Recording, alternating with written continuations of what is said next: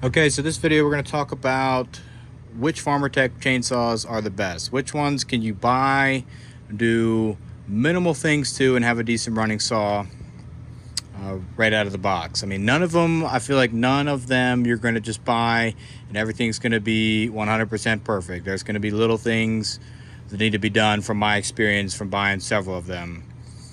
But first we'll go over what I have, then we'll get into some of my thoughts on all these, and we'll kind of compare back and forth. So I have a G466. This is a 460 clone. I also have a G444 with a 460 cylinder on it, so it's a hybrid with 460 cylinder on it. That saw I cut 30 cords of wood with before I ported it and put, that was with the everything original. One summer I cut 30 cords of wood with it, and it ran pretty good after a couple small little upgrades that I'll get to in a little bit. This is a 372 X torque with a 390 piston and cylinder on it. Stay tuned for an update on this one. I need to make a update video on what's going on with this one. Stay tuned for that. And here we have a G888. So this is an 880 clone. And I also have a 395 over there that I still need to put together. So these are we'll just mainly just talk about these as for right now. But first we'll go over my first saw that I got. So I got the 440. I know this is the 460, but we'll use this one as kind of my reference since it's very similar. So my 440, I bought it several years ago. I bought it from bluesaws.com. I was back before Farmertec had their, USA website. The first thing that I noticed when I got it was the chain adjuster was not smooth, so I just went to my Stihl store, picked up an OEM chain adjuster. They had it right in stock. I swapped that on there. And then I did buy the bigger aftermarket clutch cover just because that was, a lot better than the one that came on it. But other than that, and a muffler mod, I did do a muffler mod. You can see this is a muffler that was on my 440. I just did that muffler mod and just had the stock dual port cover on there at that time, and that was it. Just gas, oil, ran it, max oiler out, and I just ran it stock all summer. Then I had it with me in college, and I was able to get access to a lathe, so I was able to make some tools, to make some mandrels like this, to cut the squish band. And I put a 460 cylinder on it, and I have it torn down now because it needs new crank seals. So that's I need to do that, get that one back together, so I have another one added to the fleet that's reliable. But that saw has been dead reliable. It just does, I think the seals started to leak because it kind of had some erratic running at times. So I'm just going to replace the seals in it. Crank looks good, bearings all look good, just the seals I guess gave out. I would say that saw lasted, I don't know, 45 cords of wood, somewhere around there. 30 with nothing done to it, and then it lasted another 15 with the the bigger cylinder ported. That saw was pretty fast. That one's very close to my ported 500i, so I feel like that's a decent running saw. This saw here was very slow. This is the 880, so this saw was extremely slow out of the box. So I ported it pretty much right away. It's got a 3120 piston in it, so I didn't have to do any machine work to the cylinder base, and that's just a better design piston for if you're trying to make a lot of power like what I'm trying to do with this one. So it's got a 3120 piston, it's been ported, and then I've got an unlimited coil on it.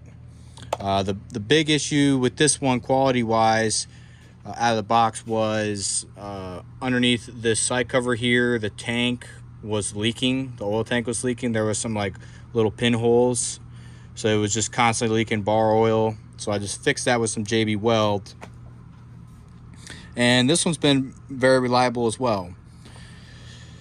This one is my fastest saw. It definitely makes a lot of power. I use this one for cutting the firewood rounds in half. So I got a 404 chain and an 8.2 sprocket on there.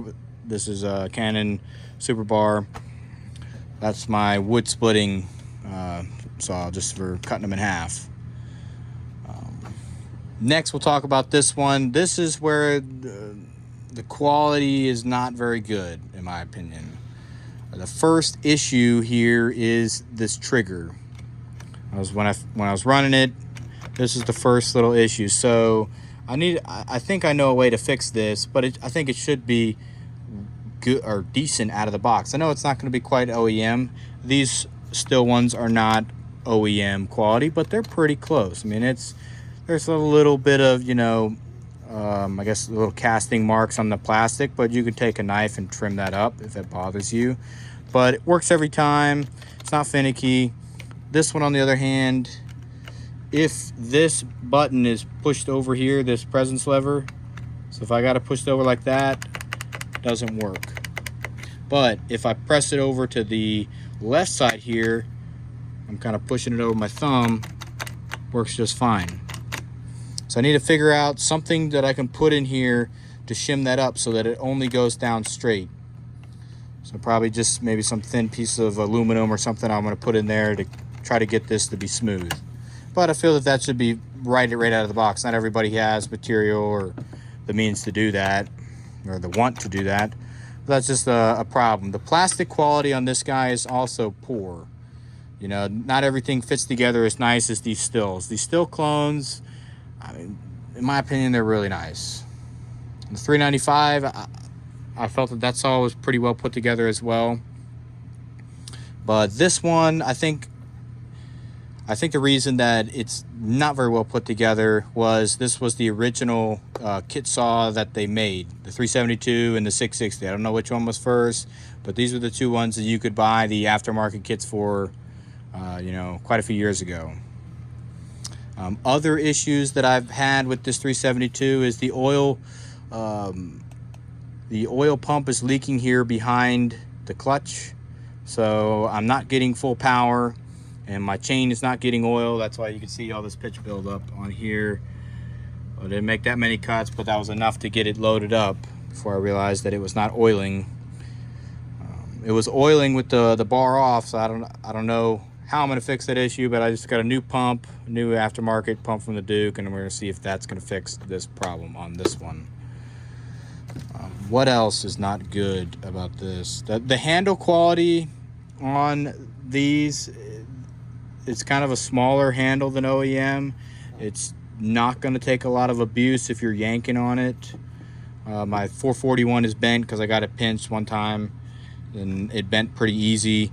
But the 372, I know this is not the original 372 handle, but that one was stiffer and seemed to be higher quality than these. The 880 handle is perfectly fine. I know not many people are going to buy one of these, but great saw for milling or cutting the big stuff if you have the need for it. Definitely, if you want to modify it like what I've done here, out of the box, it was nothing. Like this saw had more power than that one out of the box, in my opinion. It was just so slow, so underpowered. They really like choked this one back. I think Still did, and then they just copied what Still did with this one. But yeah, pretty disappointed in how this 372 has been, this project has been going so far. The other issue that I've been having with this one, and I mean, none of this stuff is related to putting a bigger cylinder on it. These are just, you know, defects with how it was, you know, put together. So there's something wrong with this carburetor now. I had it running this past weekend. This boot right here is kind of hard, and I don't think the hose length is right. It's a little bit short. Maybe has something to do with the different placement of this boot and everything else, but it's very minor as far as the difference in where it sits relative to where it was with the X-Torque cylinder. So I need to fix that issue, but there's some reason that this carburetor is not getting fuel. The motor's not getting fuel, so it just starts and dies.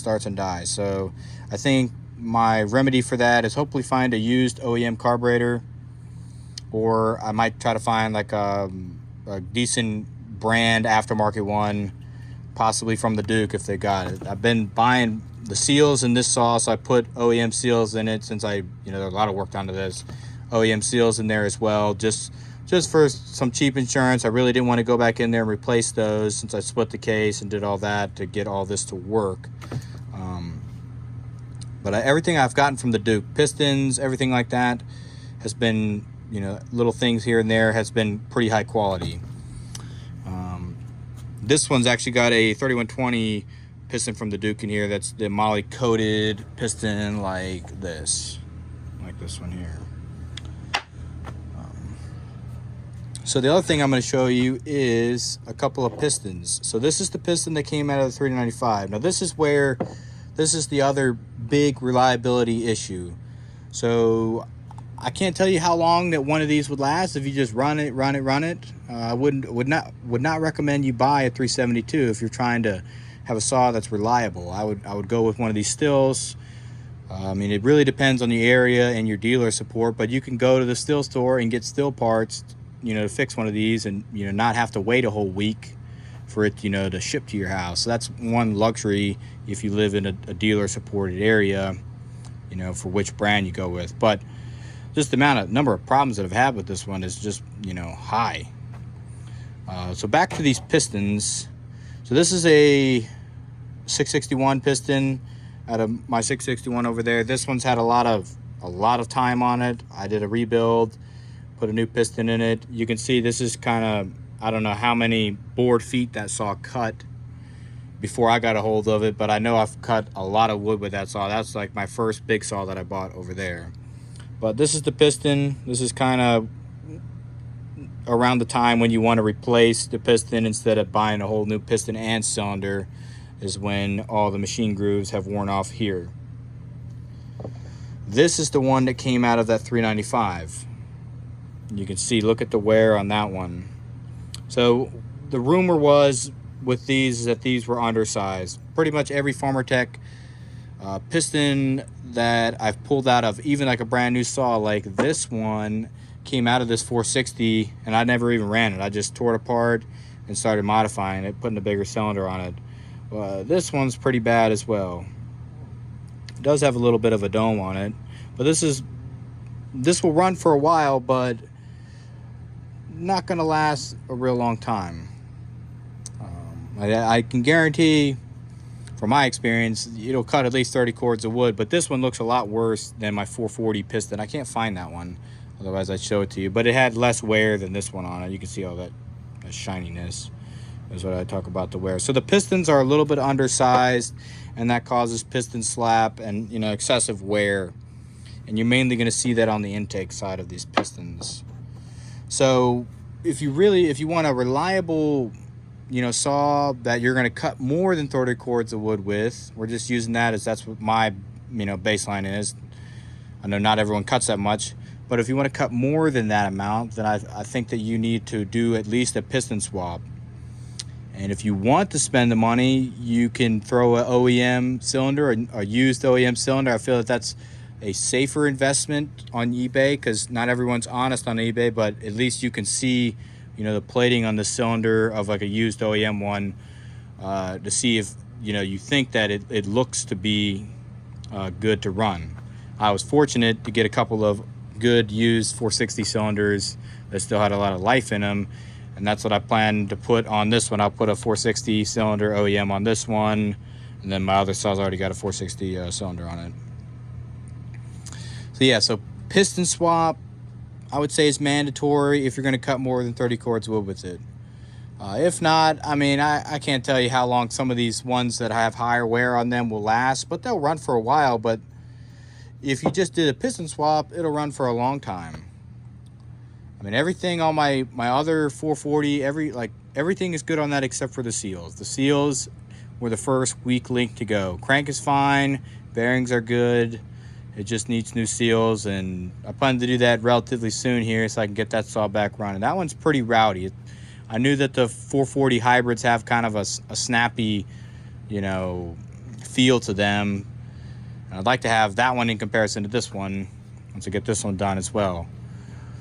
But yeah, so hopefully this was an informative video on kind of, you know, what you're getting yourself into if you're going to buy one of these Farmertec chainsaws and you're going to use it for cutting wood.